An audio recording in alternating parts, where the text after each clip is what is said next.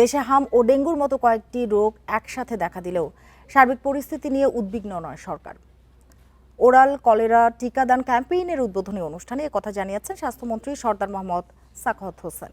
বৃহস্পতিবার ঢাকা দক্ষিণ সিটি কর্পোরেশনের নগর ভবনে preventive oral cholera vaccination campaign 2026-এর উদ্বোধন করেন স্বাস্থ্যমন্ত্রী। বলেন, 22 আগস্ট থেকে শুরু হওয়া বিশেষ কর্মসূচিতে দেশের প্রায় 51,75,000 মানুষ টিকা পাবে। প্রথম পর্যায়ে ঢাকার 2 সিটির 7টি ওয়ার্ড এবং মুন্সিগঞ্জ, নারায়ণগঞ্জ, ব্রাহ্মণবাড়িয়া ও কিশোরগঞ্জের 14টি উপজেলার মানুষ টিকা পাবে। মন্ত্রী জানান, ডেঙ্গু পরিস্থিতি নিয়ন্ত্রণে সব প্রস্তুতি রয়েছে সরকারের। মাঠ পর্যায়ে জোরদার পদক্ষেপের কারণে 2 থেকে 3 মাসের মধ্যে হাম পরিস্থিতিও পুরোপুরি নিয়ন্ত্রণে আসবে বলে আশা করেন তিনি।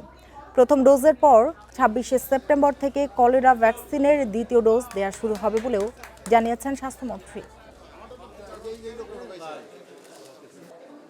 মিজেলস মোকাবেলা করতে হয়, আমাদের ডেঙ্গু মোকাবেলা করতে হয়, টিউবারকুলোসিস মোকাবেলা করতে হয়, নতুনভাবে ম্যালেরিয়া দেখা দিচ্ছে, HIV এইডস দেখা দিচ্ছে, বিভিন্নভাবে আমরা আক্রান্ত হচ্ছি। তবে আমরা ওয়ারিড নাই।